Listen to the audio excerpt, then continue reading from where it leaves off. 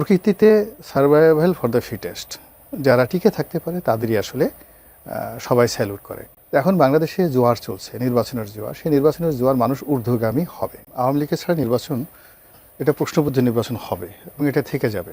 তারেক রহমান সাহেব আসার পরে যদি প্রশাসন তার কাছে না যেত বা লোকজন তার সঙ্গে দেখা করতে না যেত, এটা হতো অস্বাভাবিক এবং মনে হতো আমরা পাগল হয়ে গেছি। এর কারণ হলো, আমরা বলি লেভেল প্লেয়িং ফিল্ড, খেলার মাঠটা সমতল। কোথাও কখনো খেলার মাঠ বা যুদ্ধের মাঠ সমতল থাকে না, এটা একটা ধারণা করা হয়। কৌশলগতভাবে যে যার মতো করে মাঠটিকে গুছিয়ে নেয় এবং সেখানে যেটা হয়, আপনি দেখেন প্রকৃতিতে দেখেন কোনো ফসলি জমি, নদী, নালা, পাহাড়, পর্বত কোথাও সমতল নেই। তো এই যে আমাদের যে ভূমির ল্যান্ডস্কেপিং আছে বা সমুদ্রের ল্যান্ডস্কেপিং আছে, সেখানে নিচু জায়গায় যখন অধোগামী হয়, ভাটার টান আসে, তখন মানুষ নিচে আসে, পালানোর জন্য হয়। আর যখন মানুষের আবেগ চলে আসে, জোয়ার চলে আসে, তখন মানুষ ঊর্ধ্বগামী হয়। এখন বাংলাদেশে জোয়ার চলছে, নির্বাচনের জোয়ার। সেই নির্বাচনের জোয়ার মানুষ ঊর্ধ্বগামী হবে। তারেক রহমান সাহেব আসার আগে এই জোয়ারটি ছিল জামাতমুখী। সবাই তখন জামাতের আমিরের দিকে তাকিয়ে শান্তি পেতেন, মনে হতেন তিনি আকাশের পূর্ণিমার চাঁদ।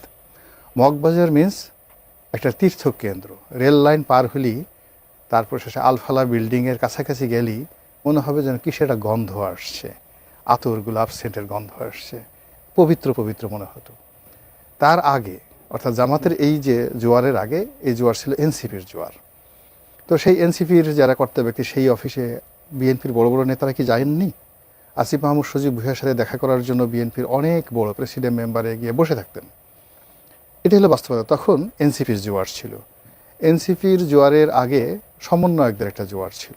কোনো মতে একটু সমন্বয়কদের নাম লেখাতে পারলে তার যে কি দাপট, উপজেলা অফিস থেকে শুরু করে জেলা অফিস, ভূমি অফিস, চট্টগ্রাম বন্দর, বিভিন্ন কাস্টমস হাউস, সব জায়গাতেই কিন্তু এই সমন্বয়কদের একটা গ্রুপ তারা সেখানে ছিল। তাহলে আমাদের দেশে যে বছরের 6টা ঋতু, সেই 6টা ঋতু অনুযায়ী প্রতি 2 মাস পর পর চেঞ্জ হয়। তো আপনি এখানে গিয়ে দেখেন যে প্রথমে আমাদের সমন্বয়ক, তারপরে এনপি, তারপরে জামাত, বিএনপি, আর যমুনা কেন্দ্রিক ডক্টর মোহাম্মদ ইউনূস, আর এই এরিয়াস কেন্দ্রিক যে একটা জোয়ার। তাহলে আমাদের এই এক বছরে মানে 6বার করে কিন্তু ঋতু পরিবর্তন হয়ে গেছে। এটাই স্বাভাবিক। এখন বাস্তবতা হলো কি, প্রকৃতিতে সার্ভাইভাল ফর দ্য ফিটেস্ট, যারা টিকে থাকতে পারে তাদেরই আসলে সবাই স্যালুট করে।